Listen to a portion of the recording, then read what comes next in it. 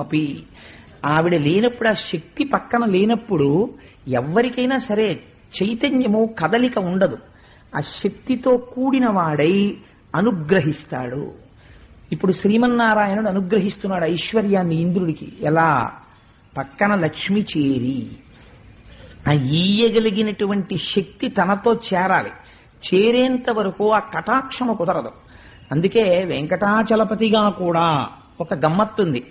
ఆయన భూమండలం మీదకి వస్తూనే కటాక్షం చేయలేదు. ముందు ఆయన తపస్సు చేశాడు లక్ష్మీదేవి కోసం. వైకుంఠం నుంచి గదిలో వచ్చేసింది అమ్మవారు, భృగు మహర్షి తన్నాడని. వచ్చేసి కొల్హాపురంలో ఉండిపోయింది.